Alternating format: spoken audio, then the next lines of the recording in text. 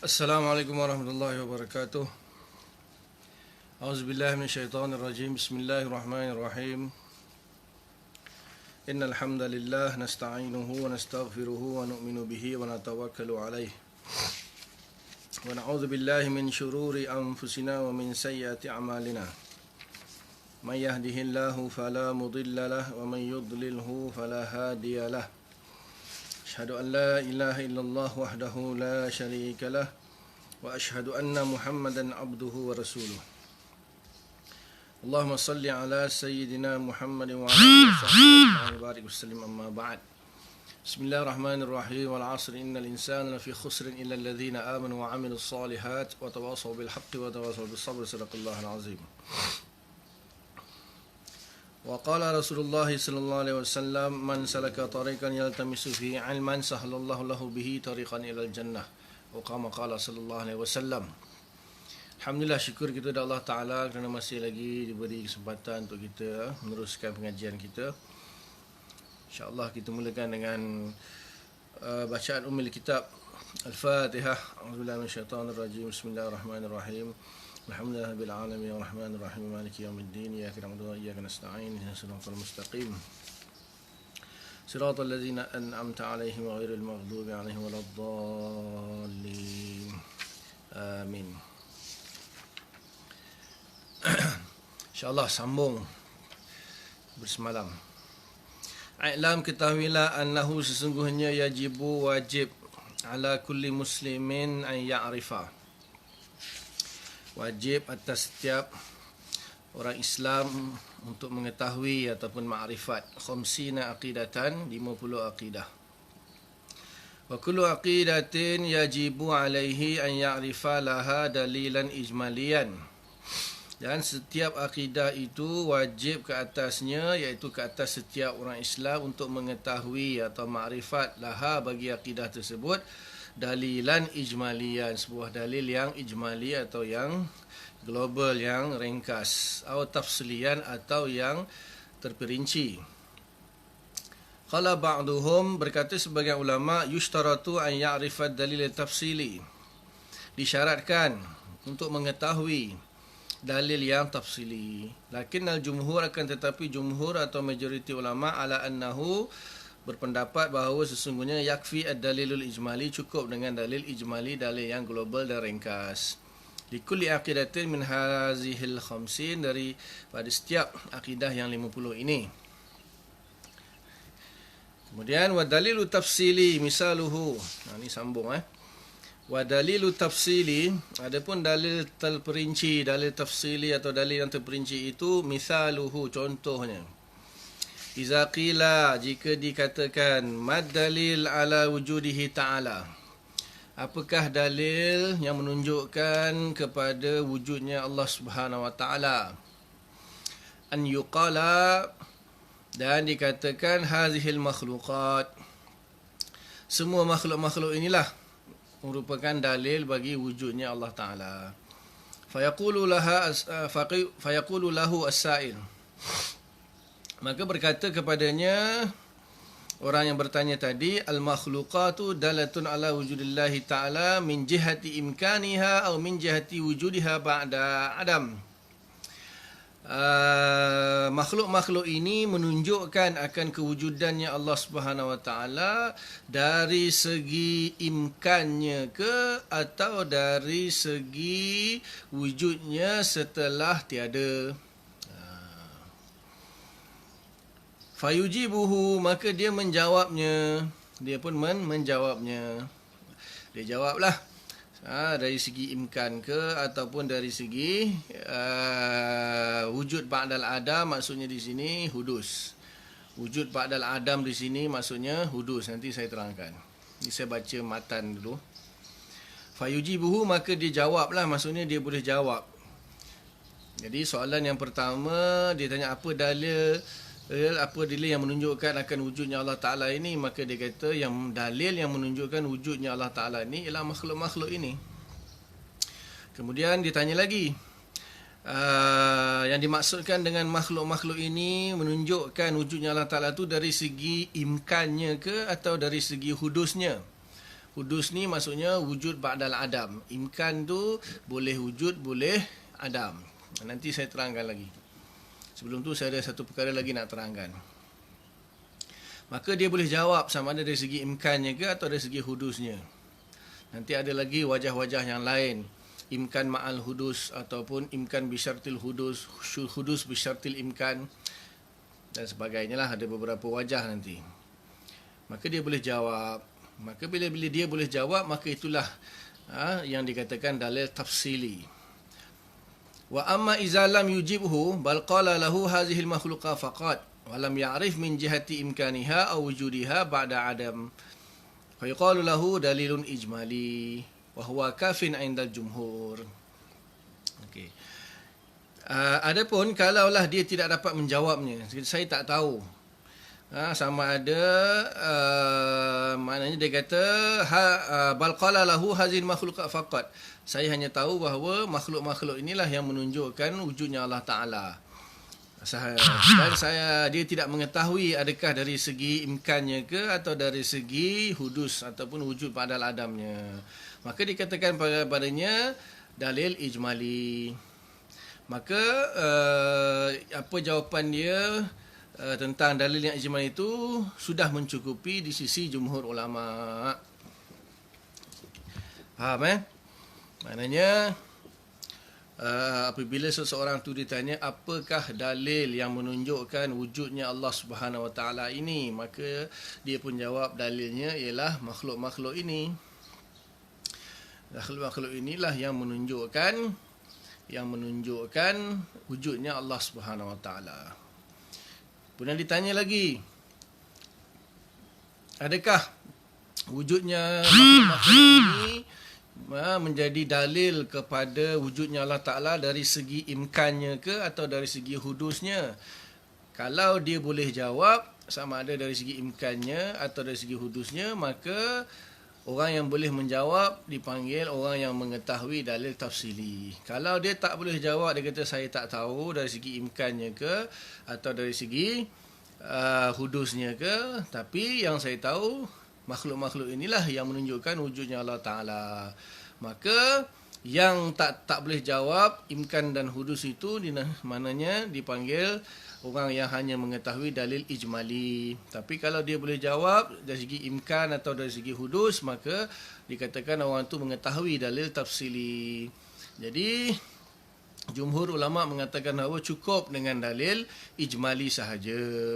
Adapun dalil tafsili nanti ada penjelasan, diperlukan ketika dalil ijmali itu tidak mendatangkan satu keyakinan, bahkan dicampuri ataupun didatangi dengan syubhah-syubhah atau keraguan-keraguan, maka di situ nanti barulah dia perlu kepada dalil tafsili. Nanti saya akan terangkan apa maksud dari segi imkan atau dari segi hudusnya. Sebelum tu satu lafaz lagi yang saya lupa nak jelaskan, yang penting di sini dia katakan pada i'lam annahu yajibu, sesungguhnya wajib ala kulli muslimin, bagi setiap orang Islam, an ya'rifa khamsina aqidatan wa kullu aqidatin yajibu alaihi an ya'rifa laha dalilan ijmaliyan. Maka di sini ada dua kewajipan. Yang pertama, wajib mengetahui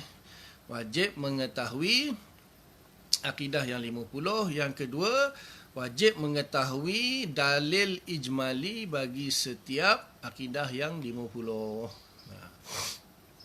Tapi di sini mengetahuinya maksudnya mengetahui seperti mana yang telah saya bahas pada pertemuan yang lepas, iaitu secara makrifat. An ya'rifa itu yajibu an ya'rifa, wajib makrifat. Wajib makrifat maksudnya wajib mengetahui secara qat'i mutabiq lil waqi' dan dengan dalil, dan kemudian wajib hanya dalil ijmali sahaja. Tapi kalau ada orang tu dia hanya tahu tetapi tidak tanpa mengetahui dalil, ataupun dia tahu dalil tapi tak memahami dalil, itu satu masalah. Maka nanti akan ada pembahasan selepas tu, dia panggil taklid. Sebelum ni pun saya dah bagi tahu kan, maknanya kalau dia hanya sekadar i'tiqad yang jazam, tetapi dan mutabiq lil waqi', tetapi tidak mengetahui tidak memahami dalil, bahkan dia tahu dalil tapi tak memahami dalil. Tak memahami dalil pun dikatakan taklid pada dalil. Satu, taklid kepada akidah, yang kedua taklid pada dalil. Ini yang orang tak faham ni. Orang kadang-kadang dia dah tahu dalil, bila tanya tentang dalil tu dia sendiri dia tak faham dalil tu macam mana. Maka dia dipanggil taklid pada dalil. Jadi dalil di sini bukan untuk diikuti, ditaklid. Dalil pun harus difahami. Jadi saya akan terangkan bagi setiap dalil. Ijmali lah. Yang tafsili pun akan kita singgung juga insya-Allah. Jadi satu perkataan yang saya nak sebut di sini, yajibu, maknanya wajib. Yang dimaksudkan wajib di sini ialah wajib secara syarak. Wajib yang di kedua-duanya diulang di sini kan, wajib iaitu kedua-duanya wajib secara syarak. Wajib mengetahui akidah 50, wajib secara syarak. Yang kedua, wajib mengetahui bagi setiap akidah 50 itu dalil ijmali, wajib secara syarak juga. Dan kemudian wajib secara syarak ni bermaksud hukum yang telah ditetapkan oleh syariat. Hukum yang ditetapkan oleh syariat. Jadi di sini perlunya kita membahas tentang hukum dulu.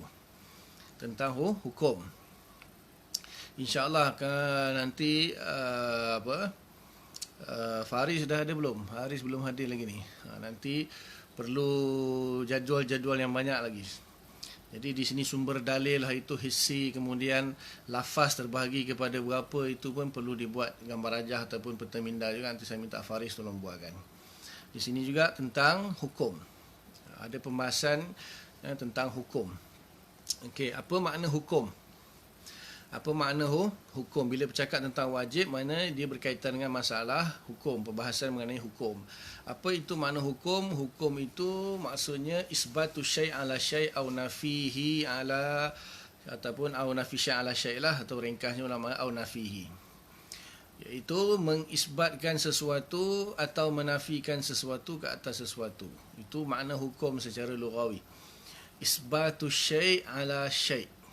Isbatu syai' ala syai' au nafihi, mengisbatkan sesuatu ke atas sesuatu atau menafikannya. Jadi ada dua lah, isbatu syai' ala syai'. Ada dua syai' di sini. Ada dua syai'. Jadi mengisbatkan sesuatu ke atas sesuatu.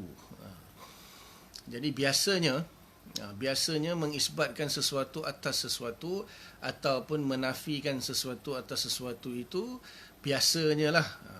Syai' yang pertama atau sesuatu yang pertama itu benda boleh jadi benda yang wujudi, boleh jadi benda yang iktibari. Begitu juga yang dihukumi ke atasnya, syai' yang lagi satu itu pun biasanya kebanyakannya bersifat iktibari.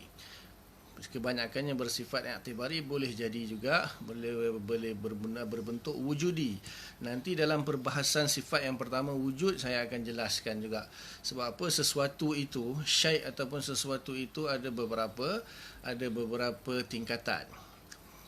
Di sini saya sebutlah, iaitu yang pertama benda yang wujudi, benda yang wujud. Maksud di sini wujudi di sini benda yang wujud fil kharij, maksudnya fil a'yan, maksudnya di alam nyata ni dia wujud. Kemudian yang kedua, lawan bagi wujud itu dipanggil adam, iaitu sesuatu yang tiada. Memang tiada lah, sesuatu yang tiada. Nanti dalam kitab ni pun dia akan bahas juga. Tapi di sini ada keperluan, pasal nak bagi tahu tentang hukum, maka saya cerita sikitlah. Maka di antara wujud dan adam itu ada wasitah, ada perantara.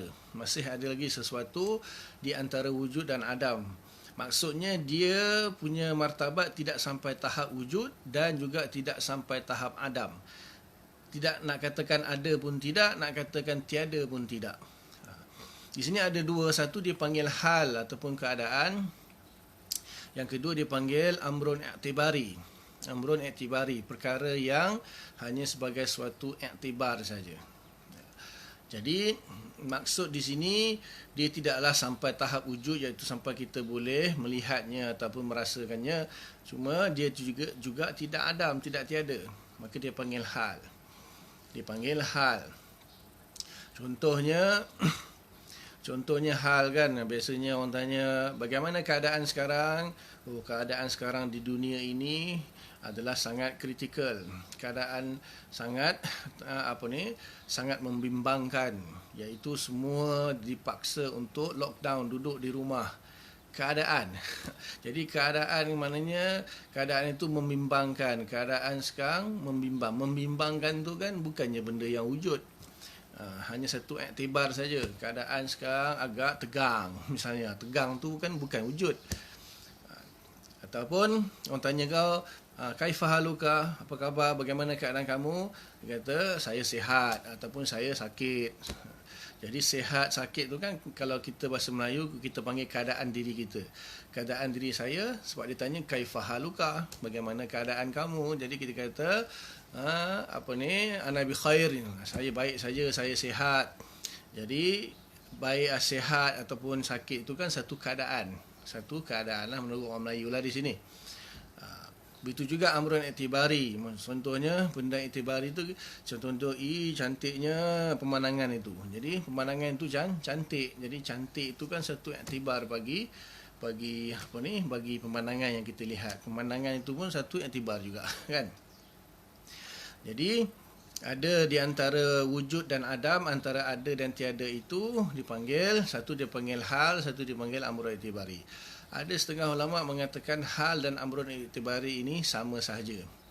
Cuma ada ulama kata tak, berbeza. Hal itu dia qaim bizat, walaupun dia tidak wujud dan tidak adam, tapi dia qaim bizat, berada pada zat. Tetapi amrun i'tibari itu tidak qaim bizat, tidak berada pada zat. Dia ada asalnya. Dia hanya wujud fi zihni, di dalam pemikiran, tetapi asal dia ada fil kharij. Nanti ada pembahagian lagi. Amrun i'tibari itu terbagi kepada dua, iaitu amrun i'tibari intizai, yang kedua amrun i'tibari ikhtira'i. Amrun i'tibari yang intizai itu ada asalnya fil kharij. Kalau amrun i'tibari yang ikhtira'i, dia tidak ada asalnya fil kharij, hanya sekadar fi zihni saja dalam pemikiran. Kemudian akan saya bahas. Jadi di situ kembali kepada topik kita, iaitu hukum mengisbatkan sesuatu kepada sesuatu, ke atas sesuatu. Jadi apa sajalah yang kita isbatkan. Contohnya kita mengisbatkan api itu panas. Jadi kita mengisbatkan api itu dengan panas. Kemudian kita kata hari ini hari Khamis. Kita mengisbatkan hari ini sebagai hari Khamis. Ataupun contoh yang biasa kita dengar kan, semayang 5 waktu itu wajib. Itu pun mengisbatkan sesuatu atas sesuatu, mengisbatkan wajib ke atas semayang 5 waktu. Kemudian mengisbatkan Khamis pada hari ini. Atau kita nafikan hari ini bukan hari, nafikan api itu tidak sejuk, menafikan. Jadi apabila kita mengisbatkan sesuatu kepada sesuatu, ataupun kita menafikan sesuatu ke atas sesuatu, itu namanya hukum, menghukumi. Walaupun biasanya bila orang biasa, masyarakat awam, bila sebut hukum, dia ingat hukum syarak saja. Padahal hukum itu nanti akan saya bahagikan kepada 3 nanti insya-Allah.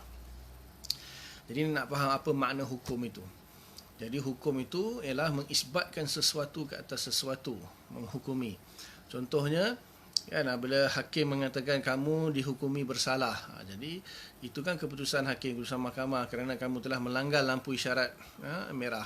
Jadi itu kan tidak ada dalam syarak tu, tapi dihukumi juga oleh undang-undang kerajaan. Begitu juga kita mengisbatkan benda-benda adat kan, makan mengenyangkan, jadi kita menghukumi secara adat. Jadi hukum itu sama ada kita isbatkan sesuatu ke atas sesuatu, atau menafikan sesuatu ke atas sesuatu. Maknanya ada dua sesuatu lah. Jadi di situ sama ada sesuatu yang pertama itu wujudi atau i'tibari. Begitu juga menafikannya sama ada wujudi atau i'tibari. Kemudian yang diisbatkan itu pun sama ada wujudi atau i'tibari. Jadi hukum itu terbahagi kepada 3. Hukum itu terbagi kepada 3. Yang pertama dipanggil hukum syarak. dipanggil hukum syarak. Yang kedua dipanggil hukum akal. Yang ketiga dipanggil hukum adat. Nanti kita akan buat jadual insya-Allah. Apa itu hukum syarak? Apa itu hukum syarak? Hukum syarak ialah khitabullah. Hukum syarak ialah khitabullah al-muta'alliqu bi af'alil mukallafin. Khitab Allah yang berhubungan dengan perbuatan-perbuatan mukallaf. Sama ada dalam bentuk i'tiqad ataupun dalam bentuk amaliyah. Sama ada dalam bentuk i'tiqad tahu i'tiqad ataupun dalam bentuk amaliyah itu perbuatan. Jadi makna hukum syarak itu ialah khitabullah, iaitu khitab daripada Allah Taala, perintah ataupun perkataan daripada Allah Subhanahu Wa Taala yang diturunkan melalui wahyu lah, iaitu Al-Quran. Kemudian al-muta'alliqu bi af'alil mukallafin, yang berkaitan dengan hukum perbuatan-perbuatan mukallaf. Af'al di sini sama ada af'alul qulub seperti i'tiqad, iman, keyakinan, ataupun af'al jawarih ataupun af'al lisan lah. Jadi apa saja perintah daripada Allah Ta'ala, sama ada af'al itu, perintah itu disuruh perintah untuk melakukan atau perintah untuk meninggalkan, pun dinamakan khitab Allah Ta'ala. Itu panjanglah bahas dalam ilmu usul fiqh. Cuma nak bagi tahu ni perbezaan hukum saja. Dan hukum syarak itu nanti terbagi kepada dua. Satu dipanggil hukum taklifi, yang kedua dipanggil hukum wada'i. Hukum taklifi itu ialah hukum yang mana dibebankan kepada setiap mukallaf. Itu dipanggil taklifi. Terbagi kepada 5, iaitu wajib, sunat, harus, makruh dan haram. Ini saya tak nak bahas satu-satulah, panjang pembahasan hukum ni. Wajib tu bermakna satu tuntutan yang mesti. Tuntutan yang mesti, kalau natijah dia kalau dibuat akan dapat pahala, kalau ditinggal dapat dosa. Kemudian yang sunat, satu tuntutan tapi tak mesti, kalau dibuat dapat pahala, tak dibuat tak berdosa. Kemudian harus ini tuntutan untuk memilih, nak buat boleh, tak nak buat pun boleh. Buat tak apa, tak buat pun tak apa, pahala tak dapat, dosa pun tak dapat. Yang keempat makruh, ya tuntutan supaya meninggalkan tetapi tak mesti. Maknanya kalau ditinggalkan imtithalan, ketika berhadapan dengan perkara itu, maka dia beri pahala. Kemudian yang kelima haram. Haram ialah tuntutan yang mesti ditinggalkan. Kalau ditinggalkan dapat pahala imtisalan, maksudnya berhadapan dengan perkara itu, ditinggalkan dapat pahala, kalau dibuat dapat dosa. Itu hukum taklifi. Kemudian hukum wada'i, peletakan hukum, iaitu yang pertama syarat, yang kedua mani', yang ketiga sebab, ataupun terbaliklah, mana-mana boleh. Syarat, sebab, ataupun ada yang kata kitab kata sebab dulu, lepas tu syarat, lepas tu mani'. Sebab tu lah, sebab sesuatu hukum. Contohnya matahari terbenam adalah sebab masuknya waktu maghrib. Kemudian syarat itu sahnya sesuatu itu bergantung kepada dia, iaitu syarat sah untuk kita solat menghadap kiblat contohnya. Kemudian mani' itu halangan-halangan, seperti wanita yang haid, dia terhalang untuk melakukan sebahagian ibadah seperti solat, puasa misalnya, itu dipanggil mani', halangan. Kemudian ada lagi yang keempat dipanggil sah, iaitu bila disyarat menanggapinya cukup syarat dan rukun dianggap sah. Kemudian yang kelima batal, maknanya kalau tak cukup syarat dan rukun dianggap batal. Kemudian ada lagi tambahan dipanggil azimah, iaitu hukum asal seperti solat zuhur 4 rakaat, asar 4 rakaat contohnya. Kemudian dipanggil satu lagi rukhsah, keringanan, seperti orang musafir boleh qasar solat, zuhur jadi 2, asar jadi 2 misalnya, itu dipanggil rukhsah. Jadi ada 5 hukum taklifi, 7 hukum wada'i. Tak nak bahas panjang-panjang, itu dalam ilmu usul fiqh. Kemudian yang kedua hukum akal. Hukum akal nanti akan dibahas di sinilah. Nanti akan dibahas di sini secara panjang lebar. Saya hanya bagi tahu hukum akal itu ada 3 sahaja, iaitu wajib, mustahil dan harus. Wajib, mustahil dan harus. Di sini wajib akal berbeza dengan wajib syarak. Wajib akal berbeza dengan wajib syarak. Walaupun lafaz dia sama. Itulah poin saya nak beritahu di sini, sebab dia katakan di sini yajibu ala alaihi. Jadi wajib di sini wajib syarak, seperti mana yang dah terjelaskan tadi, iaitu tuntutan yang mesti kepada setiap mukallaf. Kalau buat dapat pahala, tinggal berdosa. Tapi kalau wajib akal, dia tak bermakna macam tu, makna dia lain. Nanti akan diterangkan sesuatu yang akan diterangkanlah di punya dengan pembahasan dia sekali, iaitu wajib, mustahil dan harus. Kemudian yang ketiga hukum adat. Hukum adat ini ialah sesuatu perkara yang terhasil apabila dia berulang-ulang. Satu ketetapan yang terhasil dengan pengulangan perkara tersebut ala sabili takrar. Maksudnya hukum yang terhasil akibat berulang-ulangnya satu perkara tersebut. Tetapi boleh jadi dia khilaf, boleh jadi dia bersalahan dengan kebiasaan tersebut. Dan ulama bahagi hukum adat ini kepada beberapa nisbah lah. Yang pertama, antara ada dengan ada. Yang kedua, tiada dengan tiada. Yang ketiga, ada dengan tiada. Dan yang keempat, tiada dengan ada. Contoh, ada dengan ada. Ada dengan ada, contohnya ada makan, ada kenyang. Yang kedua, contoh tiada dan tiada. Tiada makan, tiada kenyang. Kemudian yang ketiga, ada dan tiada. Maksudnya ada makan, tiada lapar. Ada makan, tiada lapar. Dan yang keempat, tiada dengan ada, iaitu tiada makan, ada lapar. Itu contoh je lah hukum adat. Dan ketiga-tiga hukum adat ini boleh jadi hukum adat juga, ada yang wajib, ada yang mustahil, ada yang harus. Yang dimaksudkan wajib secara adat tu maknanya benda tu ghalibnya, selalunya berlaku begitu, seperti adanya makan, adanya kenyang tadi kan. Kemudian yang mustahil iaitu tiada makan, tiada kenyang. Itu yang mustahil. Dan yang haruslah, maknanya kadang-kadang boleh ada, kadang-kadang boleh tiada. Tetapi ketiga-tiga hukum adat ini termasuk di bawah hukum akal yang harus. Walaupun secara adat dia wajib, contohnya makan kenyang, api membakar, pisau memotong, itu hukum adat wajib. Tetapi ketiga-tiga hukum adat wajib, mustahil dan harus itu masuk di bawah hukum akal, ataupun keempat-empat nisbah tadi masuk di bawah hukum harus akal. Sebab apa? Boleh jadi dia berlawanan. Makan tiba-tiba tak kenyang, ataupun api tak membakar. Contohnya Nabi Ibrahim kan, pisau tak motong Nabi Ismail kan. Maka ketiga-tiga atau keempat-empat nisbah hukum adat tadi masuk di bawah harus hukum akal. Saya akan tinggalkan hukum akal, saya tak akan bahas secara detail nanti sebab ada pembahasan dalam kitab, dalam matan nanti. Kita akan bahas. Jadi wajib di sini adalah wajib syarak. Maksudnya siapa yang tak tahu akidah 50 berdosa. Tapi kan detailnya saya dah beritahu dalam siri yang ke-berapa, kedua ke ketiga tak ingat. Ada juga yang sampai tak tahu langsung pun bukan saja berdosa, kafir. Tak tahu langsung, contohnya sifat yang pertama tu kan, maknanya kalau dia tak tahu Allah itu wujud, tak tahu Allah wujud, itu bukan lagi berdosa, itu kafir terus. Itu kafir terus. Itu tafsilannya, detailnya saya dah cerita dalam sebelum mukadimah, sebelum kita buka kitab ni, boleh refer lah di situ. Ada perkara yang kita tak tahu saja terus kafir. Contohnya Allah itu wujud, dia tak tahu Allah itu wujud, itu boleh jadi kafir.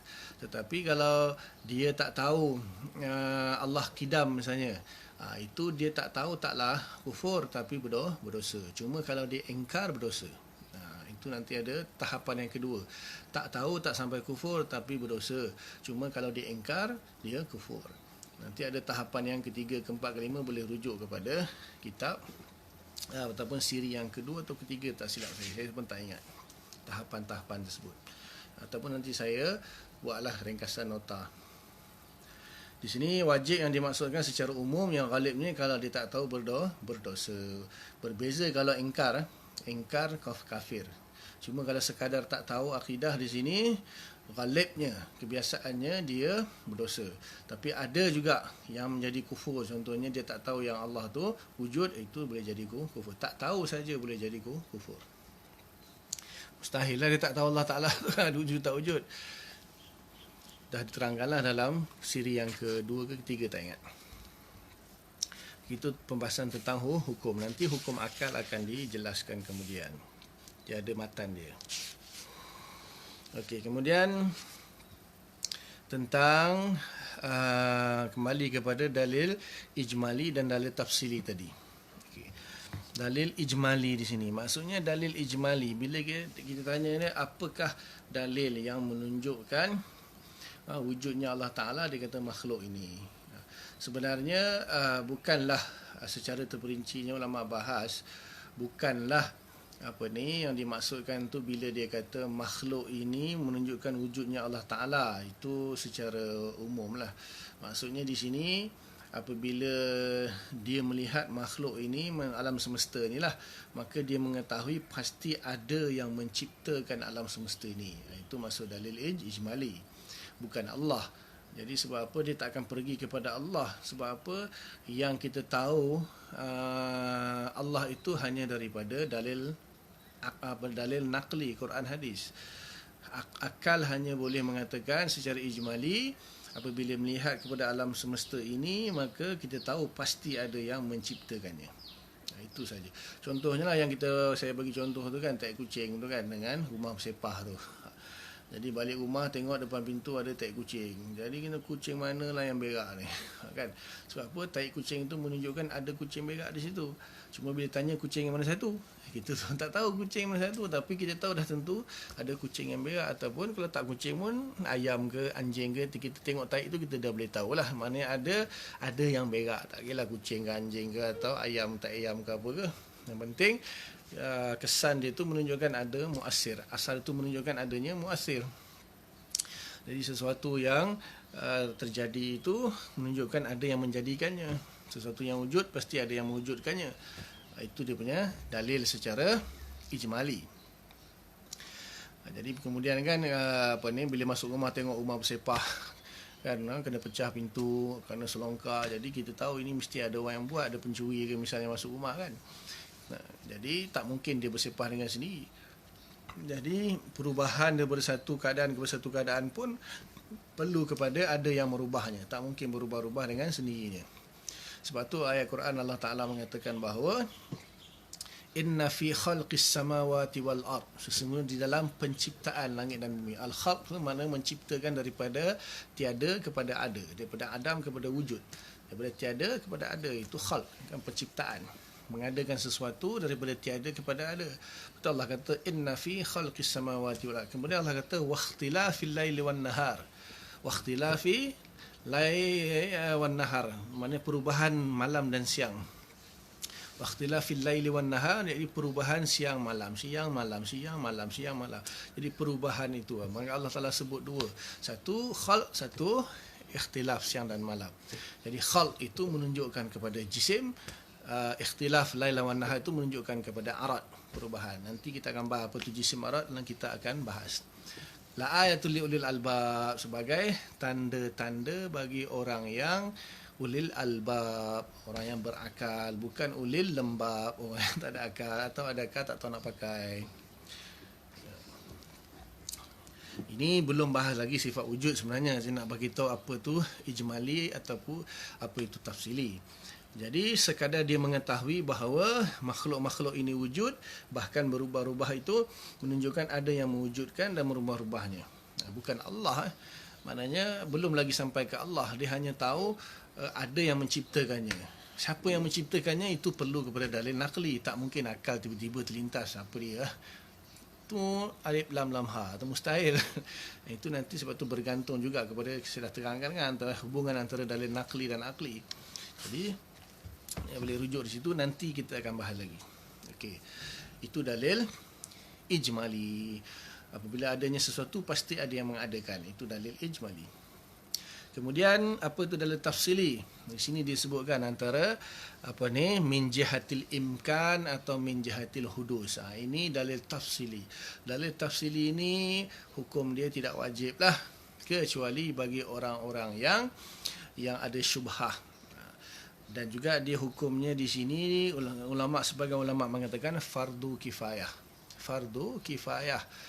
Maksudnya wajib untuk sebahagian saja. Maknanya kalau ada yang sudah mengetahui, gugurlah kewajipan yang lain. Yang lain jadi sunat saja mengetahui.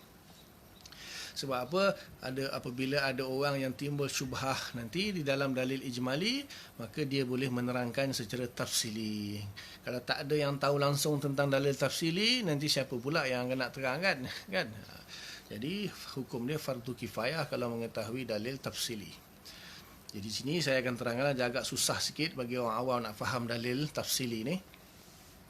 Okay, dia bagi contoh di situ min jihatil imkan atau min jihatil hudus. Tapi dia tak sebut lafaz hudus di situ, dia kata wujud ba'dal adam. Wujud ba'dal adam itu makna bagi hudus. Makna bagi hudus. Wujud ba'dal adam. Makna bagi hudus. Imkan. Apa itu imkan? Imkan itu satu hukum bagi sesuatu yang boleh ada, boleh tiada. Imkan. Imkan ialah suatu ketetapan ataupun hukum bagi sesuatu yang mana dia boleh wujud dan boleh adam. Dia boleh ada dan boleh tiada. Maka apabila dirujuk kepada benda itu dipanggil mumkin. Jadi imkan itu hukum dia, nisbah dia, dan benda itu akan dipanggil mumkin. Jadi imkan itu ialah dinisbahkan kepada benda yang mungkin, iaitu mungkin ada, mungkin tiada, mungkin wujud, mungkin adam. Maksudnya dia boleh ada, benda itu boleh ada, benda itu boleh tiada. Sesuatu yang bersifat boleh ada, boleh tiada dipanggil mungkin, dan hukumnya dipanggil imkan. Imkan. Ni payah sikit lah sebab dalil pun tafsili kan, fardu kifayah, tapi tak apa. Yang pick up sikit boleh faham lah kot. Jadi tu makna imkan dulu. So dua makna dah tahu, makna hudus, makna imkan. Makna imkan itu ialah sesuatu perkara yang dia boleh wujud, boleh adam. Maksudnya boleh ada, boleh tiada. Maka dia dipanggil benda yang mungkin, hukum dia imkan. Dan satu lagi hudus, iaitu wujud ba'dal adam. Ada setelah tiada. Ada setelah tiada dipanggil hudus. Okey. Jadi adakah apabila ditanya tadi kan seseorang itu, kamu mengetahui bahawa kamu mengatakan bahawa makhluk itu menunjukkan adanya khalik. Maksudnya alam ini menunjukkan adanya Tuhan yang menciptakan. Jadi daripada mana dipanggil wajhud dalalah dia? Jadi imkan dan hudus ini dipanggil wajhud dalalah, wajah dalalah, perspektif, dilihat daripada mana dalalahnya itu.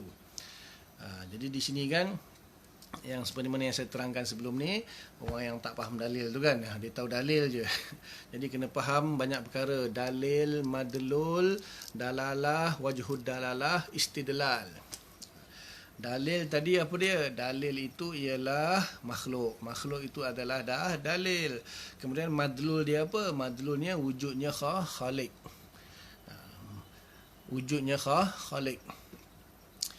Wujudnya khalik itu adalah madlul kan. Sekarang ni kita nak mencari dalil bagi madlul. Madlul dia wujudnya Allah atau wujudnya Tuhan. Dalil dia apa? Makhluk ini. Kemudian wajhud dalalah dia. Wajhud dalalah dia itu dilihat dari segi imkannya ke atau dilihat dari segi hudusnya. Jadi itu wajah dalalah dia. Dilihat dari segi imkannya atau dilihat dari segi hudusnya. Ada lagi sebenarnya ma'an, maksudnya hudus ma'al imkan. Ada yang kata hudus bisyartil imkan. Ada beberapa lagi. Ulama bahas dalam kitab lah. Itu lebih susah sikit lagi. So apa dia imkan tadi? Jadi imkan ialah sesuatu yang boleh ada, boleh tiada. Jadi sesuatu yang boleh ada, boleh tiada itu, ini nanti dia akan terangkan kemudian. Tapi sebab benda ni agak susah untuk difahami, saya ulang berkali-kali lah. Nanti dalam kitab, dalam matan pun dia akan bahas nanti. Jadi imkan itu ialah sesuatu yang mana dia ni boleh ada, boleh tiada. Ingat boleh ada, boleh tiada. Jadi di situ sama-sama boleh. Cuma bezanya apa? Satu ada, satu tiada. Boleh ada, boleh tiada. Jadi sama-sama boleh. Cuma satu boleh ada, satu boleh tiada. Boleh tu maknanya harus ataupun jaiz. Jadi sesuatu yang boleh ada, boleh tiada. Jadi apabila dia berubah kepada ada. Maksudnya tertarjihlah ataupun terpilihlah daripada boleh ada dengan boleh tiada, maka yang menang, yang ghalib, yang rajih itu ialah ada. Maka dia tidak boleh rajih dengan sendirinya, dia tidak boleh rujhan dengan sendirinya, tak boleh. Pasti ada sesuatu yang lain yang selain dia yang menentukan sama ada dia ni boleh ada atau kekal tiada. Hukum dia sama.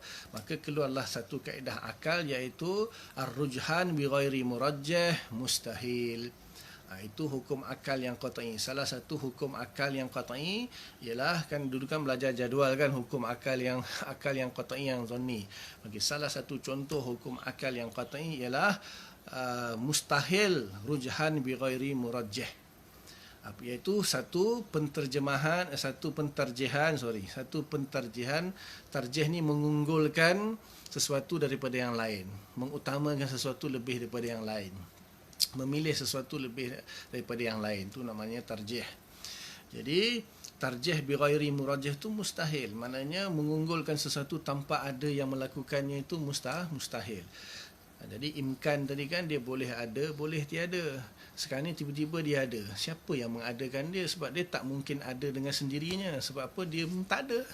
Dia tak ada, macam mana dia nak mengadakan diri dia sendiri? Mesti ada yang lain yang mengadakan dia. Tak mungkin dia ada dengan sendirinya, mustahil.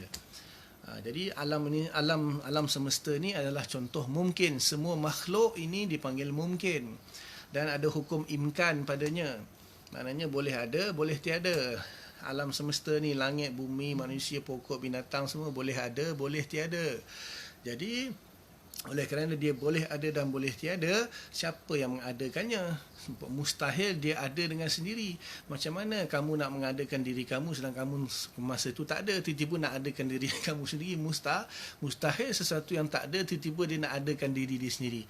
Dia pun tak ada, macam mana dia nak adakan diri dia sendiri? Mungkin pasti ada yang ghair, yang selain dia yang mengadakan dia.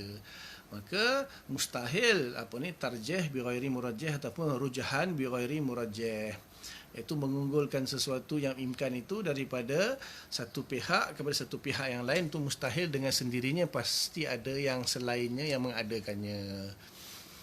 Jadi itu dari sudut imkan. Payah kan? Kalau dari sudut hudus pun hampir sama saja dan dengan makna imkan tadi, cuma dilihat dari sudut lain, iaitu hudus itu wujud ba'dal adam. Wujud ba'dal adam ini ataupun hudus ini ada dua sebenarnya. Satu makna asal wujud ba'dal hudus itu wujud ba'dal adam. Kemudian yang kedua makna tajaddud. Hudus ini maksudnya makna yang kedua dipanggil tajaddud. Tajaddud itu berubah-ubah. Sebenarnya berubah-ubah itu pun sama saja, furuk daripada wujud ba'dal adam. Iaitu contohnya alam semesta ni dulu tak ada. Kemudian diadakan oleh Tuhan, kan?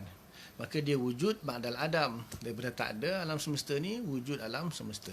Kemudian berlakukan siang malam, kan? Sepadah ada berlakulah siang malam. Itu dipanggil tajaddud, berubah-ubah, taghayyur ataupun tajaddud ataupun taghayyur, berubah-ubah. Jak siang, jak malam, jak siang, jak malam. Jadi sebenarnya tajaddud atau taghayyur ni pun sebenarnya diambil furuk daripada wujud ba'dal adam juga. Sebab apa? Mula-mula contohlah kata yang pertama wujudnya malam. Kemudian bila datang siang, malam adam, siang wujud. Kemudian bila siang dah adam, datang wujudlah malam. Kemudian bila wujud balik siang, adamlah malam. Kemudian wujudnya malam, adam pula siang. Ada siang, tiada malam. Ada malam, tiada siang. Jadi sebenarnya tajaddud ataupun taghayyur itu pun sama macam wujud ba'dal adam juga, iaitu dia tiada selepas ada, lepas tu ada balik, lepas tu tiada, lepas tu ada, lepas tu tiada. Jadi dia tetap juga wujud ba'dal adam sebenarnya, tetapi dipanggil tajaddud ataupun taghayyur, perubahan. Jadi sebenarnya dia kalau diperhatikan maknanya sama saja, iaitu wujud ba'dal adam. Itu maknanya hudus. Jadi dengan sebenarnya kata jumhur ulama yang lebih kuat itu adalah dalil hudus. Min wajhud dalalah dia yang masyhur ataupun wajhud dalalahnya yang rajih itu ialah hudus. Pasal apa? Hudus tu kita boleh tengok. kita boleh tengok hudus itu. Sebab kalau nak kata imkan, itu susah. Imkan tu adalah dalil yang perlu kepada pemikiran. Tak semua orang tahu bahawa hukum imkan itu adalah hukum bagi segala yang mungkin. Selain wajibul wujud itu, dia adalah mungkin dan mempunyai hukum imkan. Dan hukum imkan itu kalau tertarjih salah satu sudut imkannya, maka dia adalah mustahil tanpa murajjah. Itu kan susah tu nak faham. Jadi yang rajahnya ialah dalil hudus itulah yang lebih masyhur, yang lebih rajah. Sebab apa? Itu mudah bila manusia melihat daripada tajadud ataupun tagayur atau wujud ba'dal adam itu, dia faham di situ pasti ada yang mewujudkan. Nanti sebenarnya ada hubungan nanti kalau pembahasan yang lebih panjang tu, hudus bisyartil imkan ataupun hudus ma'al imkan. Sebenarnya hudus dan imkan ni sama. Sebab apa? Bila hukum sesuatu mungkin itu dia imkan, boleh ada boleh tiada, maka asalnya dia sama, kemudian tertajihlah ada, maka daripada tidak ada kepada ada, itu kan hudus. Jadi sebenarnya kata Imam Fakhri Ar-Razi yang kuatnya ma'an ataupun hudus bisyartil imkan. Itu menurut Imam Fakhri Ar-Razi, tapi itu agak susah bagi orang awam. Cukuplah yang masyhur yang kata dalil hudus itu yang menunjuk wajhud dalalah hudus tu yang menunjukkan wujudnya pencipta ataupun Tuhan. Itu dalil tafsili. Senang kan? Mudah je.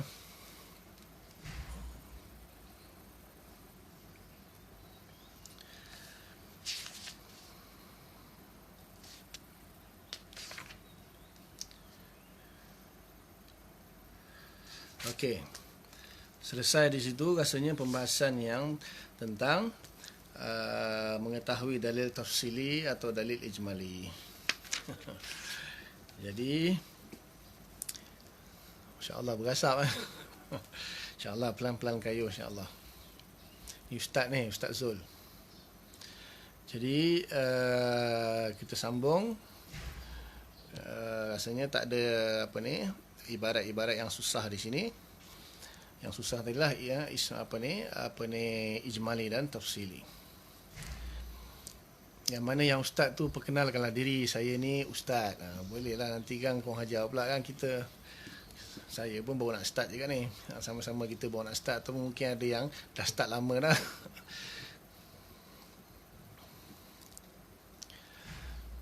Dalilul ijmali. Okey, sambung daripada matan seterusnya di sini, wa amma taqlid.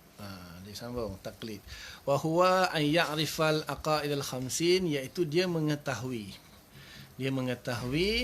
dalil yang 50 walam ya'rif laha dalilan ijmaliyan atau tafsilian, tetapi dia tidak mengetahui dalil tafsili, dalil ijmali dan dalil tafsili, dua-dua tak tahu. Fakhtalafal ulama fihi, maka ulama pun khilaf pada menghukumi muqallid tersebut.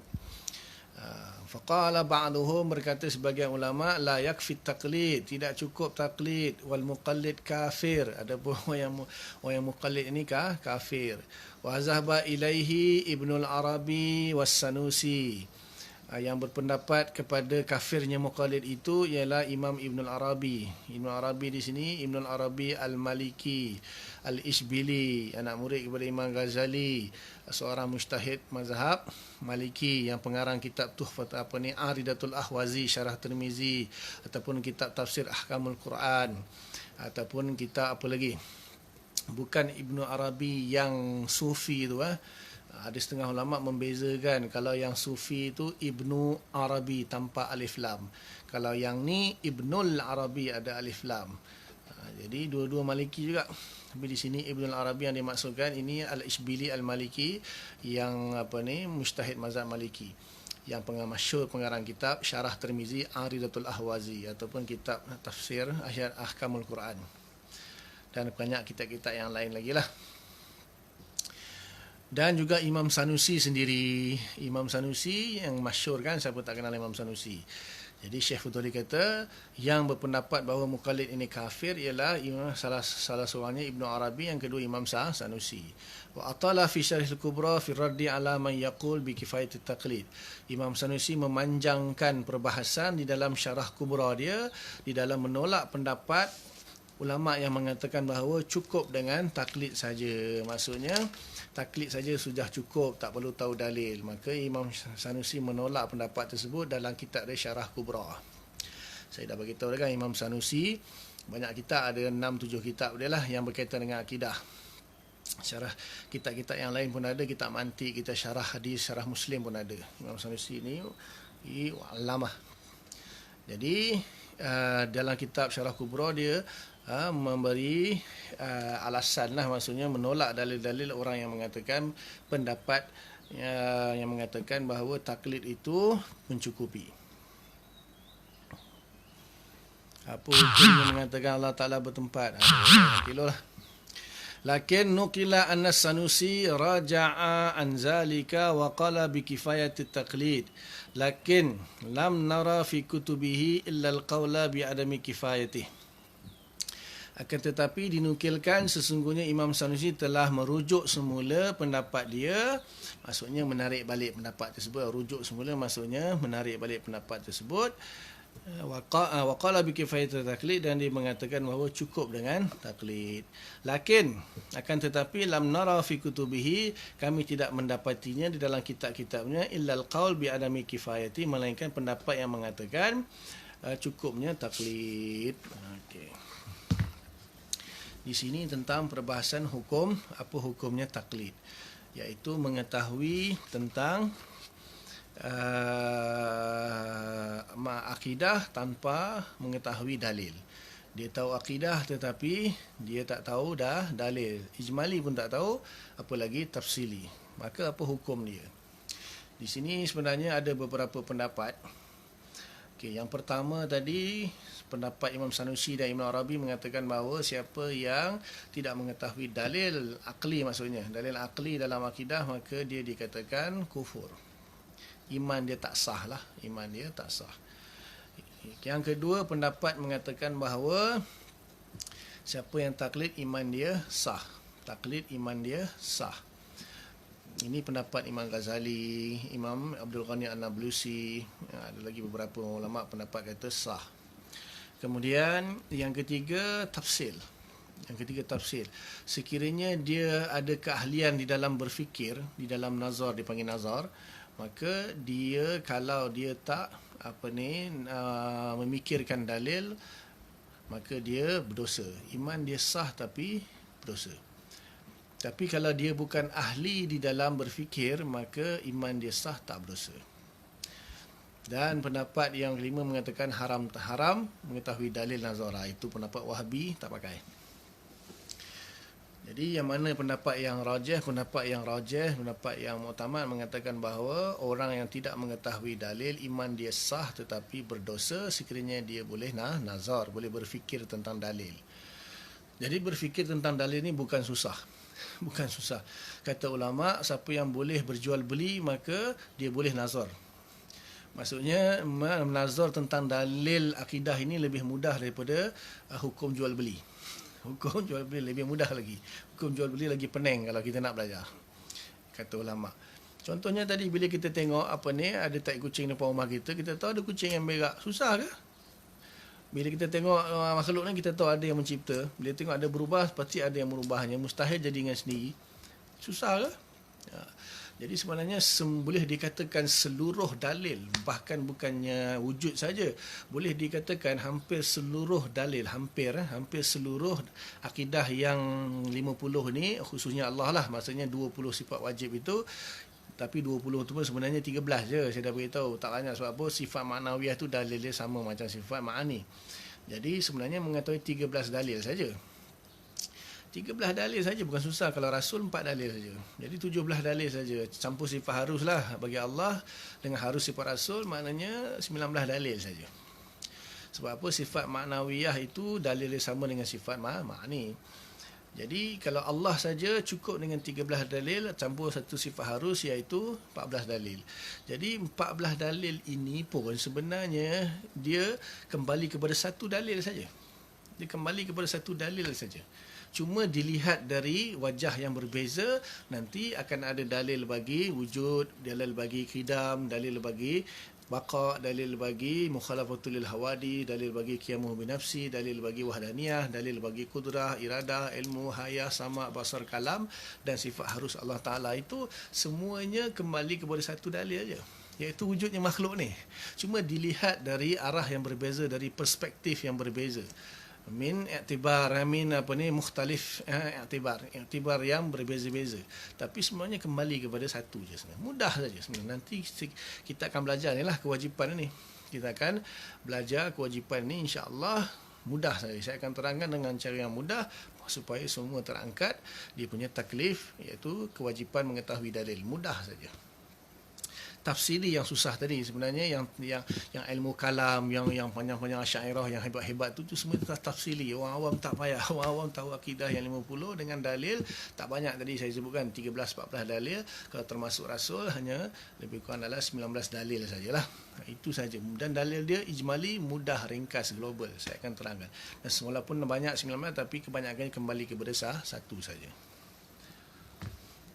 Cuma wajah dia tu berbeza. Wajhud dalalah tu berbeza.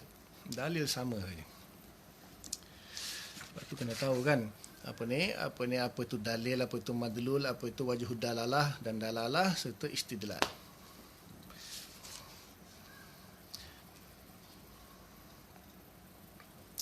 Jadi dia kata tadi Imam Sanusi telah menarik balik pendapat dia, mengatakan muqallid itu kafir. Tetapi ulama-ulama lain mengatakan ada di dalam syarah muqaddimat. Imam Sanusi ada kitab muqaddimat. Dalam syarah muqaddimat tu dia membagi tahu bahawa orang yang taklid iman dia sah, tapi berdosa lah. Kenapa di sini kita menghukumi berdosa? Sebab kata Imam Sanusi ada lebih kurang 600 lebih ayat yang Allah Ta'ala menyuruh kita berfikir. Afala tatafakkarun, afala ta'qilun, kan?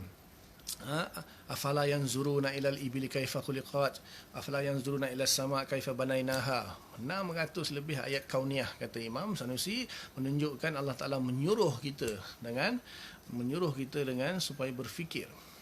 Maka di situ kalaulah sampai 600 ayat tak wajib lagi tak tahulah. Tak wajib lagi tak tahu nak kata. Sebab tu wajib. Dan dia bukanlah satu perkara yang susah, tapi hanya satu perkara yang mudah. Dan kenapa tujuan ulama mewajibkan kita nazar mengetahui dalil? Sebab apa dia sangat penting. Sangat-sangat penting. Pasal apa? Ini akidah.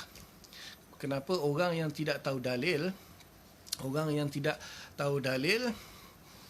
tak tahu dalil ni, dia boleh menyebabkan akidah dia mungkin ada syubhah, ada keraguan di dalam akidah dia. Boleh jadi, ada kemungkinan, ihtimal itu kuat. Jadi sebab tu bila kita mempelajari dalil secara akal, akal itu sentiasa berada pada dalam diri kita, maka akal itu akan mempertahankan kita punya akidah. Dalil-dalil akli itulah yang mempertahankan kita akidah. Kalau dalil yang kata orang tu dalil nakli, dalil Quran hadis tu sudah cukup. Jadi kalau dalil Quran hadis sudah cukup, kenapa kita ambil Quran bagi kat dia?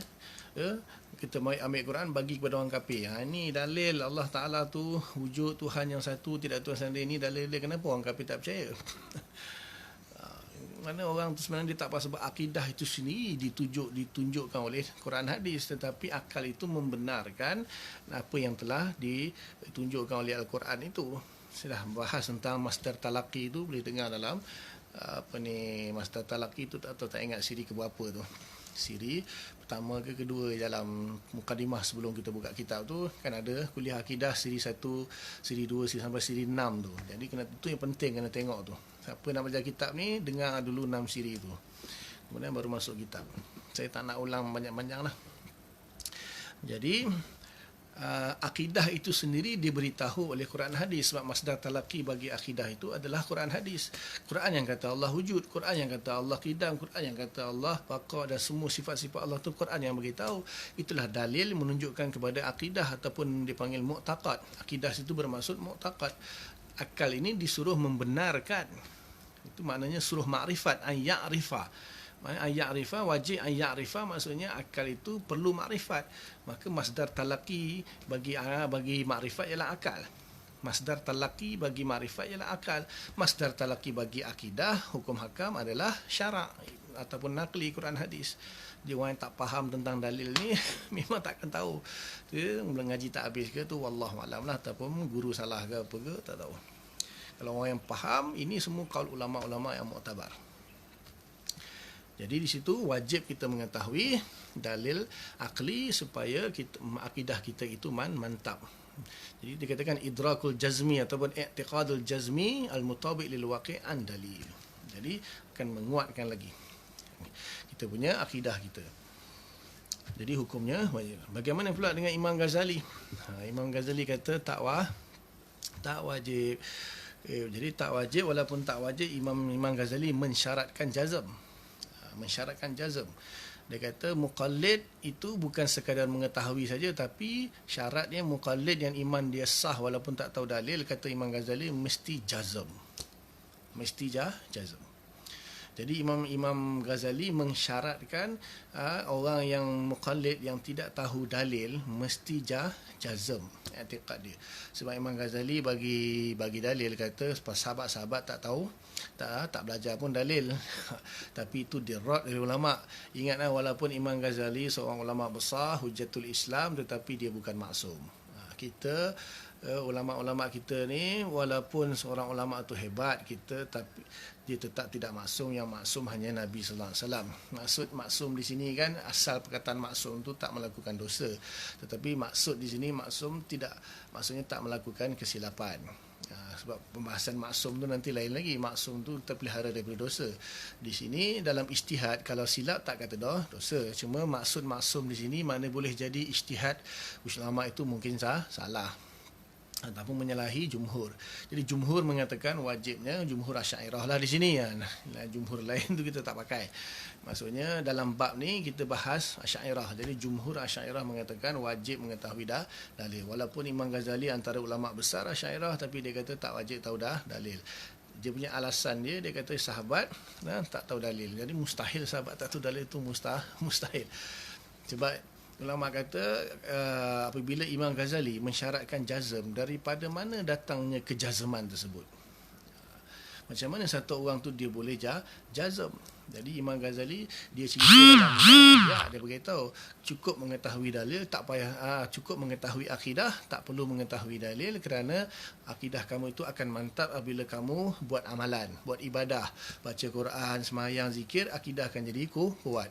Tapi ulama kata zaman sekarang ni orang nak harapkan dia tu sembahyang, ibadah, zikir, dia hanya buat yang wajib, itu pun terpaksa buat je. Dia nak kata betul-betul dia jaga amalan dia sehingga menguatkan akidah tu, ulama kata itu tak semua orang boleh. Tak semua orang, bukan yang kata mustahil, tak semua orang boleh. Jadi tak semua orang boleh yang mana amalan dia tu boleh menguatkan. Sahabat dia bersama Nabi melihat mukjizat. Melihat mukjizat itu dalil akli. Sebab apa? Dia maksud Imam Ghazali dia tak ijmali. Maksud Imam Ghazali ni tak mengetahui dalil ijmali pun tak apa, iman sah. Jadi itu fihi nazar. Banyak. Ada beberapa pendapat imam. Setiap ulama Asy'ariyah pasti ada pendapat dia yang fihi nazar. Ulama yang adatun nazar, orang kata perlu dikaji semula pendapat tersebut. Termasuklah Imam Abu Hasan Asy'ari sendiri, Imam Abu Bakar Baqilani, Imam Haramain, Imam Ghazali, kemudian Imam Fakhruddin Syarastani, Imam Fakhruddin Razi, Imam Amidi, Imam Baidawi, Imam Iji, Taftazani, Sanusi, Ibrahim Laqani, Baijuri, semuanya pasti ada pendapat-pendapat yang fihi nazar atau perlu i'adatun nazar, perlu dikaji semula. Dia tak ada satu orang pun, walaupun satu ulama tu hebat, dia tak ada semua pendapat dia betul semua, tak ada. Dia mesti ada satu dua pendapat dia yang syaz, menyalahi jumhur Asy'ariyah. Biasalah mujtahid. Sebab tu perlunya mazhab. Kalau tak ada mazhab, seorang je kan, Ibn Taymiyah. Jadi semua dia cakap betul. Tak ada orang boleh nak rad dia. Jadi kita ada mazhab. Sebab apa mazhab ni memang kalau ada kesilapan ataupun pandangan yang di kalangan ulama itu, maka kita kembali kepada jumhur. Sebab tu kita ada mazhab. Mazhab ni sama ada contohnya Asy'ariyah sepakat, ijma' Asy'ariyah ataupun jumhur Asy'ariyah. Ulama-ulama besar, Imam Fakhruddin Ar-Razi pun ada pendapat dia yang syaz. Imam Abu Hasan Syari sendiri pun ada pendapat yang syaz. Imam Sanusi pun sendiri ada pendapat syaz. Semua ulama ada pendapat dia yang syaz. Dia tak ada satu ulama semua pendapat dia betul, tak ada. Sebab tu kita ada mazhab, kita ada ijma' dan jumhur. Asy'ariyah khususnya. Di sini pembahasan dah masuk kepada Asy'ariyah. Yang bukan Asy'ariyah, kalau nak jadi Asy'ariyah, ya silakan, tak nak sudah. Assalamualaikum. Jadi Imam Ghazali punya pendapat itu dirad lah. Maksudnya tak mungkin jazm itu datang tanpa dalil akli. Saya dah tanyakan soalan sebelum ni, kita beriman ni ikut mak ayah ke atau kita beriman atas sebab apa? Tu saya tanya kan, budak umur 10 tahun, dia beriman sebab apa? Mak ayah dia beriman. Tiba-tiba mak ayah dia ajak dia masuk tukar agama, dia ikut ke tak? Semua jawab kata ikut. Pasal apa? Umur 10 tahun. Tiba-tiba sekarang ni umur dah 40 tahun. Umur dah 40 tahun, tanya kalau mak ayah kita ajak tukar agama, kita ikut tukar tak? Tak tukar. Semua kan mustahil kita akan mak dan ayah ni astagfirullahalazim. Islam dia betul. Daripada mana datang kejazaman kita terhadap keimanan kita kepada Allah, Rasul dan agama Islam? Kalau bukan daripada dalil akli. Takkan tiba-tiba je mantap dengan tiba-tiba. Itu mustahil. Mesti ada sebab. Kata Imam Ibrahim Laqani dalam Hidayatul Murid, dia mengatakan bahawa mustahil sesuatu kita tak boleh pandangan sesuai ke pandangan Imam Ghazali diketengahkan, jangan. Bahkan jangan diketengahkan. Jangan diketengahkan. Kalau diketengahkan, nanti akhirnya semua takkan belajar. Bila kita ketengahkan pandangan Imam Ghazali, semuanya takkan belajar. Kita kena ketengahkan pendapat Imam Sanusi ni kafir. Biar dia takut sikit. Bila dia takut sikit, barulah dia belajar.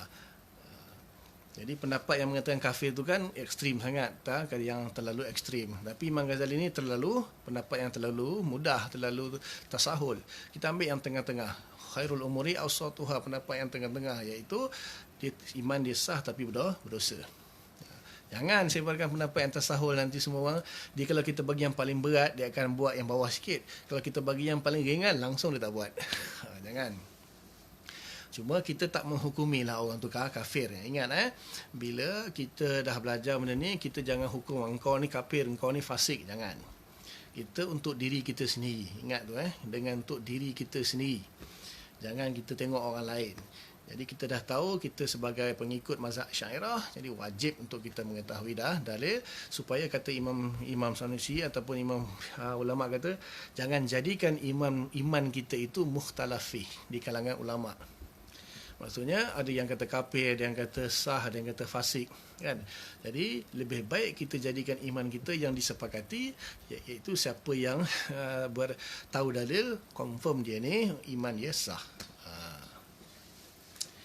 Faham Takkan sahabat dengan baca ayat Quran afala yang zuruna ilal ibili kaifa khuliqat, sahabat tak faham kot. Cuma cerita tentang sahabat itu nazar, lepas tu nazar menggunakan tertib mantiki, kias mantiki, ada mukadimah sughra, ada mukadimah kubra, hasilnya natijah, alam itu hadis, wa kullu hadis taghayyur. Contohnya setiap sesuatu yang dia adalah dia punya tertib nazar dia tu kan, setiap yang berubah-ubah itu adalah hadis, alam ini hadis. Macam mana entah, saya pun tak ingat. Setiap sesuatu yang berubah-ubah itu adalah hadis, maka alam ini berubah-ubah, maknanya alam tu hadis.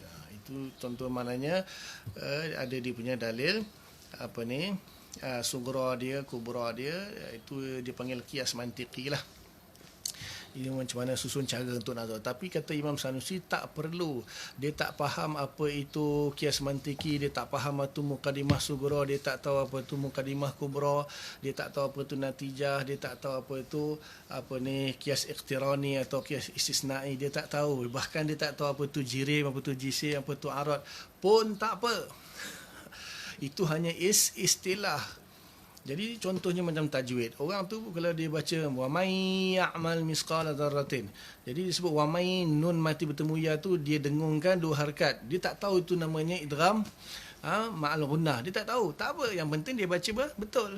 Sama juga orang tu, yang penting akidah dia tu mantap. Dengan dia tahu dalil tapi dia tak tahu istilah dalil, tak tahu mukadimah sughra, mukadimah kubra, natijah, tak tahu apa itu kias mantiki ataupun kias iqtirani, kias istisnai, dia tak tahu. Tak penting, tak tahu jauhar, tak tahu arat, tak penting. Itu ilmu lain. Siapa tahu baguslah. Tapi yang penting akidah dia kukuh dengan ada dah dalil. Maksudnya kalau ada orang cuba nak mempertikaikan akidah dia, dia boleh jawab. Itu maksud dia. Jadi jadikanlah akidah kita yang disepakati, jangan jadi akidah kita perselisihkan oleh para ulama. Pukul berapa? Pukul 11. Okey, insyaAllah setakat tu dulu rasanya. Kita akan sambung muqaddimah nanti. Jadi muqaddimah nanti dia akan bagi tahu tentang hukum akal, insyaAllah. Ada soalan setakat tu? Kemudian ada yang tanya semalam apa tentang fiqh tu, ijtihadi. Okey. Kemudian ijma' jadi qat'i. Itu panjang juga pembahasan dia. Ni tentang fiqh lah, sebab dia tanya fiqh. Jadi fiqh ni sebenarnya dia punya tariqah dia ijtihadi. Kan satu hukum syarak yang diistimbatkan daripada dalil dia dengan tariqah ijtihadi. Kalau hukum-hukum yang diistimbatkan dengan secara bukan ijtihadi ataupun dipanggil ulima minaddin bid-darurah itu, maka itu tak panggil fiqh sebenarnya. Contohnya hukum sembahyang 5 waktu wajib, itu bukan fiqh. Zakat wajib, bukan fiqh. Puasa Ramadan wajib, bukan fiqh. Itu semua orang tahu.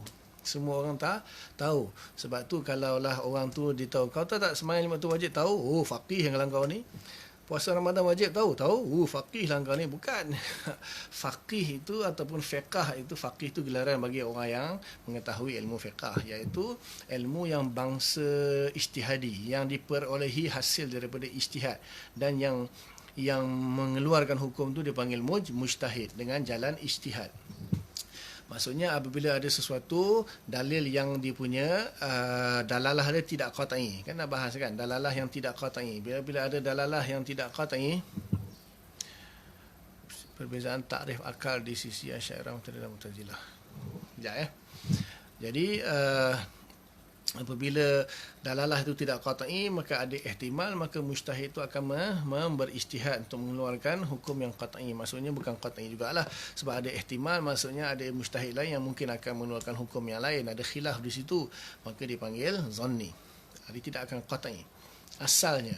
Asalnya setiap perkara ijtihadi itu adalah perkara yang zanni, dilihat kepada secara keseluruhan. Tapi mungkin menurut ulama itu mungkin bagi dia qat'i, mungkin bagi dia sendiri. Tapi oleh kerana adanya pendapat yang lain yang khilaf dengan pendapat dia, maka secara umum dia akan jadi zanni. Sebab tak ada orang tak boleh kata pendapat aku yang qat'i, kau orang semua pendapat salah, tak boleh. Sebab kalau pendapat dia qat'i, yang lain semua salah. Sebab qat'i 1% lawan dia kosong, jahil. Tapi di sini kan zon rajih, maknanya dia yakin pendapat dia 99%, tapi mungkin ada 1% ihtimal dia salah, masih ada. Itu zanni. Jadi apabila segala pendapat-pendapat yang diijtihadkan itu disepakati oleh seluruh ulama pada masa yang sama, ulama dimaksud di sini ulama mujtahid mutlak. Jadi dia pada masa yang sama, pada fi asrin wahid, pada satu tempoh masa yang sama. Kemudian pada satu permasalahan tidak ada seorang pun yang khilaf, maka barulah jadi ijma'.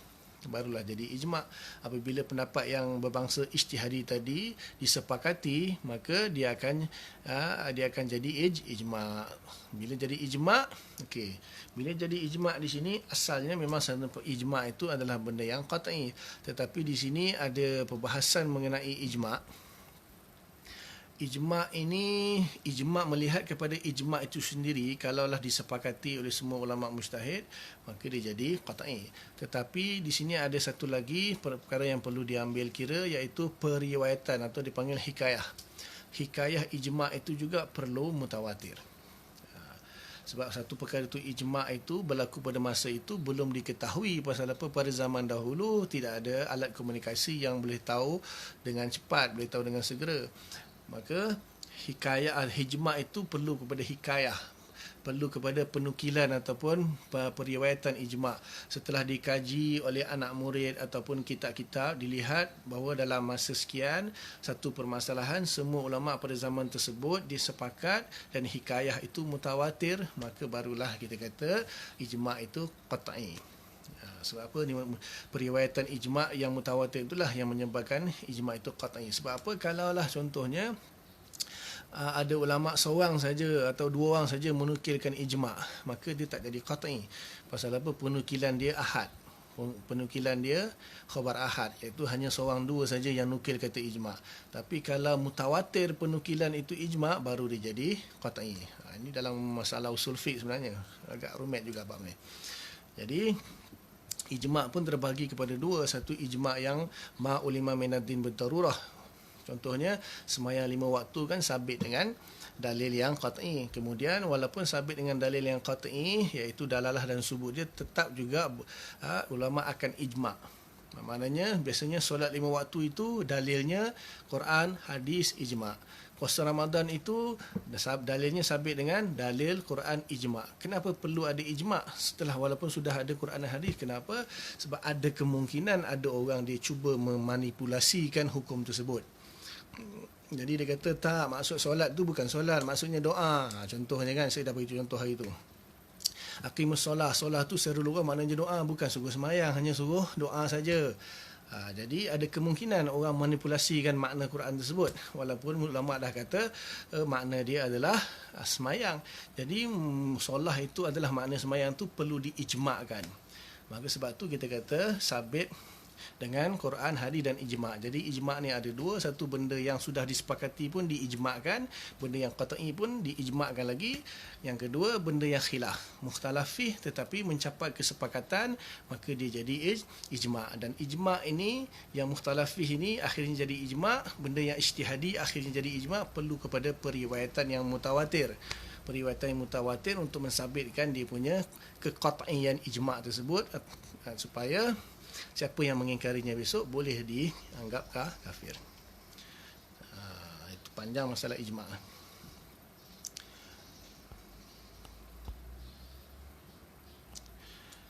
Mungkin boleh ulang sikit perbezaan tarikh akal di sisi Asy'ariyah, Maturidiyah dan Mu'tazilah.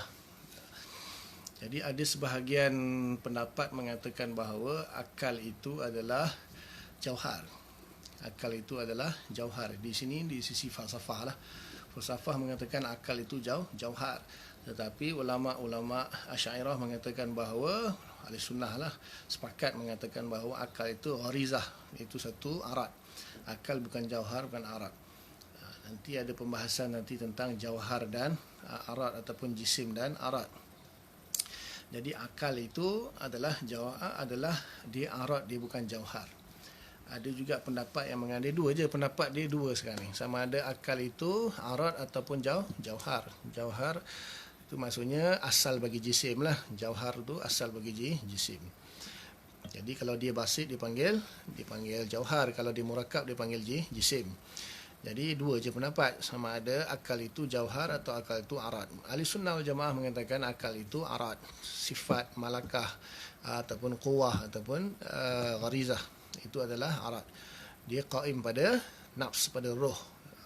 Jadi akal itu adalah arat, maka dia punya mahal dia adalah roh ataupun nafs yang merupakan dan roh dan nafs ini adalah jauhar.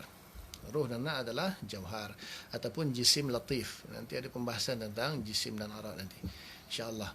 Jadi roh ni adalah jisim latif ataupun jisim yang berbeza dengan jisim kita ni, kita dipanggil jisim kathif.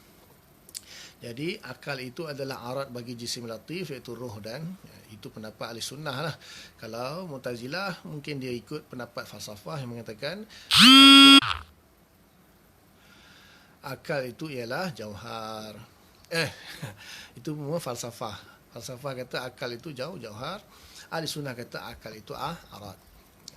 Ada juga yang mengatakan bahawa akal itu jauhar, tapi jauhar mujarradah. Jauhar yang mujarrad, itu pendapat falsafah jugalah. Itu panjang pembahasan dia.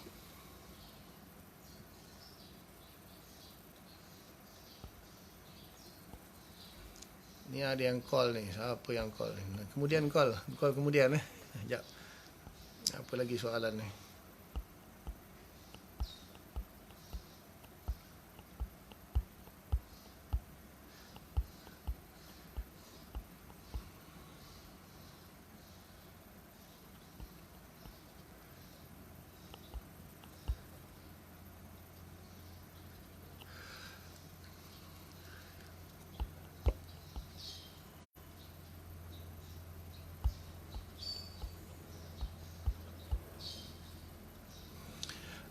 Apakah hukumnya mengatakan Allah Ta'ala bertempat, bermasa? Apa hukumnya? Allah Ta'ala bertempat atau tidak, atau bermasa atau tidak, itu adalah furu' akidah. Furu' akidah di dalam Islam. Sebab itu bukan asal ataupun usul ataupun asas dalam Islam. Itu hanya perkara furu' dalam Islam dalam Islam. Jadi apabila dia mengatakannya itu, dia taklah dikatakan kafir.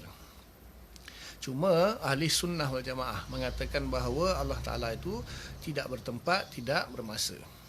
Maka sekiranya dia mengatakan bahawa Allah itu bertempat dan bermasa, maka dia terkeluar daripada ahli sunnah wal jamaah. Tetapi dia masih lagi Islam. Dia tak kufur, dia masih Islam, tetapi dia terkeluar daripada ahli sunnah wal jamaah, masuk geng ahli bid'ah wad dalalah atau ahli punah waranah. Jadi ahli sunnah wal jamaah sepakat Allah Ta'ala itu tidak bertempat dan tidak bermasa. Kerana tempat dan masa itu benda yang baru, benda yang hadis, benda yang wujud setelah wujudnya alam itu. Dia tabi' bagi wujudnya makhluk ini. Sebelum wujudnya makhluk, tidak ada masa, tidak ada tempat. Bila Allah ciptakan alam semesta, barulah wujudnya tempat dan masa. Nanti kita akan bahas apa makna masa, apa makna tempat, apa makna zaman, apa makna makan. Jadi ahli sunnah mengatakan bahawa Allah Ta'ala tidak bertempat, tidak. Dalil dia nanti akan ada nanti dalam bab qiyamuhu binafsih, nanti ada dalil dia. Mukhalafatul lil hawadis pun ada pembahasan tentang tak bertempat dan bermasa. Jadi dia dikatakan bahawa tidak kafir, tetapi jumhur ulama lah kata, walaupun ada juga yang mengkafirkan, tapi kita pegang jumhur lah, kita tak ekstrim. Jadi kita kata dia terkeluar dari ahli sunnah wal jamaah. Dia bukan usul agama, dia hanya furu'. Tapi usul ahli sunnah wal jamaah.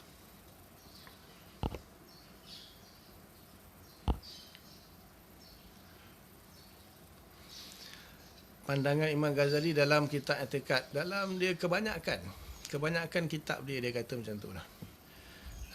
Sama dalam Iqtisad pun ada, dalam Ihya, dalam Qawaid al-Qaid pun ada, dalam Risalah Qudusiyah pun semua ada. Kebanyakan Imam Ghazali.